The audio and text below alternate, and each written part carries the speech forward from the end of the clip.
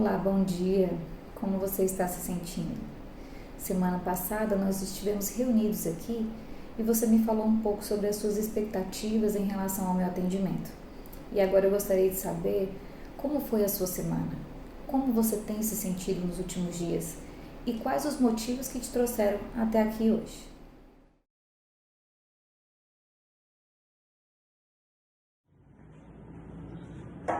Oi, doutora Catiane. Então, o que me trouxe até aqui é que ultimamente, sabe, eu tenho tido algumas faltas de ar, eu tenho sentido medo e eu tenho feito coisas que eu não consigo controlar. A minha mente não controla alguns movimentos.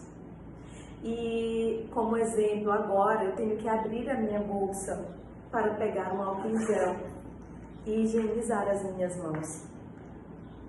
Sabe, doutora Cassiane, isso mudou muito minha rotina, mudou muito a minha vida, porque eu faço isso a cada minuto e eu sei que isso não é normal. Eu sei que isso não é normal, eu sei que tudo isso vai passar, mas eu não consigo controlar. É como se a minha mente não me ouvisse e o meu corpo não agisse. Por favor, doutora Catiane, passe uma medicação para mim. Me ajude a aliviar essa dor, essa sensação que dói no meu peito, sabe? Essa sensação que eu não consigo controlar. Por favor, me ajude.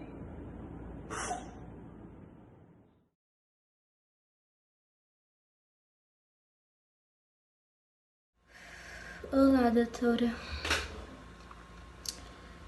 Não pense que é fácil estar aqui diante de você. Mas o que aconteceu foi que eu estava na faculdade e eu sempre gostei de sentar nas primeiras cadeiras. Os olhos das pessoas sobre mim nunca foi algo que me deixou confortável. E então, meu professor fez um comentário. Ele disse que os meus óculos eles eram engraçados e toda a turma riu. E naquele momento eu perdi completamente o controle. Eu não sabia o que fazer, a minha mente estava a mil, o meu coração batia muito rápido, a minha respiração estava irregular. E a primeira coisa que eu fiz foi sair correndo dali. E eu saí e nunca mais voltei. E essa não é a primeira vez que isso acontece. Também não é a segunda em que eu preciso trancar a faculdade. O meu maior medo não é o que uma pessoa é capaz de fazer. Não são suas ações, nem suas atitudes, mas os seus pensamentos, que podem ser ainda pior. A forma como elas me julgam, o quanto eu posso parecer ridícula falando, comendo, fazendo qualquer tipo de movimento. É difícil até sentar na mesa com os meus pais.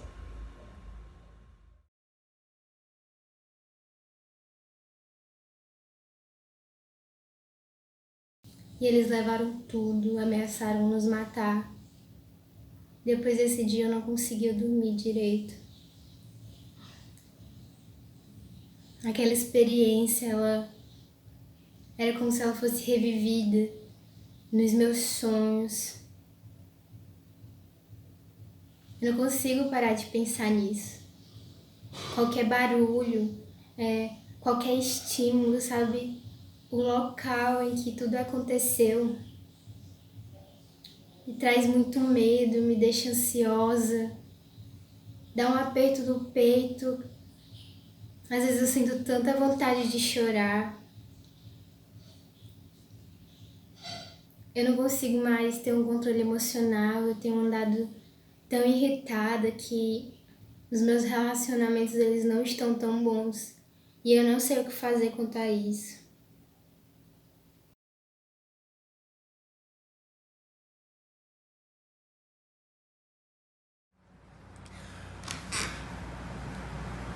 Então, doutora Catiane, eu vim aqui porque eu tenho tido crises repentinas.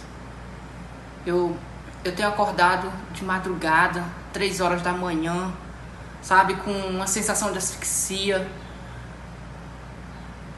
Meu coração fica palpitando, eu começo a suar, tremer, sinto tontura, sensação de desmaio. E o ápice da coisa foi que ontem eu fui parar na emergência. E aí os médicos disseram que eu não tenho nada. É uma sensação que dura uns 10 minutos e depois vai embora.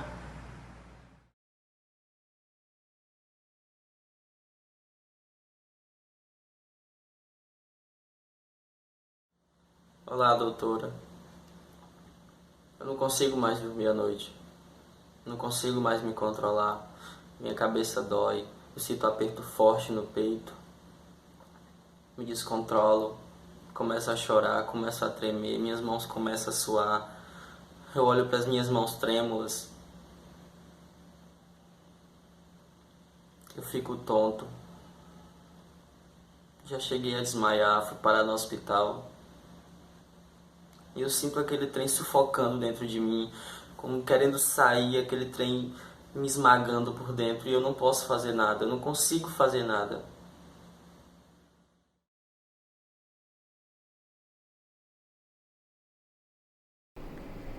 Curioso que todos os pacientes que me procuraram essa semana apresentaram os mesmos sintomas. Alguns deles eram físicos, tipo respiração ofegante ou falta de ar. Olá, doutora. Meu coração fica palpitando, eu começo a suar, tremer. Fala acelerada e agitação de pernas e braços também. Isso não é normal, eu sei que tudo isso vai passar. Começo a chorar, começo a tremer, minhas mãos começam a suar. Eu olho para as minhas mãos trêmulas. Mas também tinham alguns fatores semelhantes psicológicos. Uma preocupação excessiva, nervosismo, um medo constante, um desequilíbrio de pensamentos. Poxa, isso tudo é bem característico.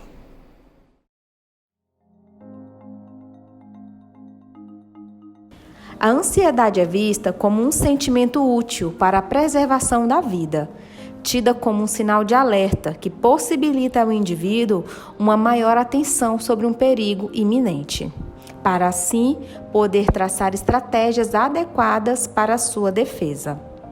Para definir se o estado ansioso é normal ou patológico, deve-se avaliar a intensidade e a frequência com que ocorre, duração e a interferência com o desempenho social e profissional do indivíduo.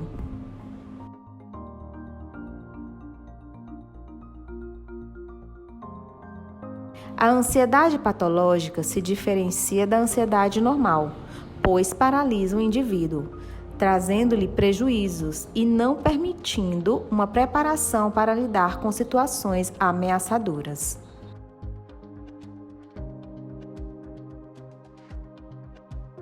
Os transtornos de ansiedade são as enfermidades mentais que ocorrem com maior frequência na população geral. Os transtornos de ansiedade compreendem os quadros em que há presença de uma ansiedade acentuada, que desempenha papel fundamental nos processos comportamentais e psíquicos do indivíduo, causando-lhe prejuízos em seu desempenho profissional ou acadêmico e nas relações sociais.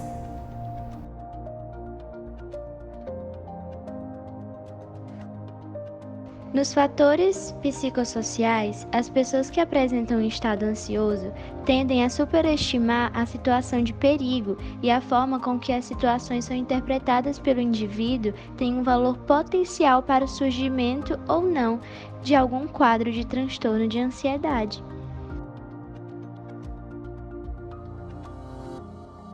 Vários neurotransmissores exercem papel fundamental no controle da ansiedade. Porém, a serotonina e o ácido gama-aminobutírico, GABA, são considerados os mais importantes. A serotonina e o GABA são neurotransmissores inibitórios, que controlam a resposta de estresse.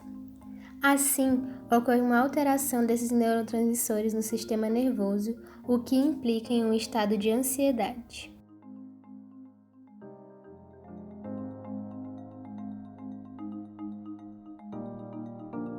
Os transtornos de ansiedade incluem quadros como transtorno do pânico, fobia específica, fobia social, transtorno obsessivo compulsivo TOC, transtorno de estresse pós-traumático, transtorno de ansiedade generalizada. O tratamento engloba a intervenção medicamentosa e a psicoterapia. Um profissional de saúde mental, seja ele psicólogo ou psiquiatra, deverá fazer uma avaliação diagnóstica precisa para definir o tipo de tratamento mais adequado para o paciente. Há diversos tipos de medicamentos que podem ser utilizados para o tratamento da ansiedade, entre eles os benzodiazepínicos e os antidepressivos. Os benzodiazepínicos, como o diazepam e o midazolam, são medicamentos que agem no sistema GABA, apresentando efeitos anti-ansiedade e sedativos.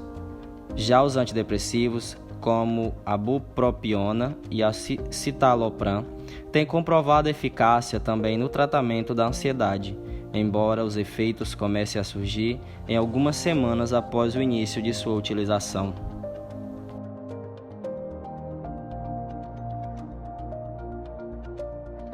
Ele pode ser realizado sobre diversas abordagens, onde todas as modalidades de psicoterapia enfatizam a restauração da saúde mental do indivíduo, através da elucidação dos desencadeadores psicológicos de ansiedade e da elaboração de estratégias para o melhor manejo dos estados ansiosos.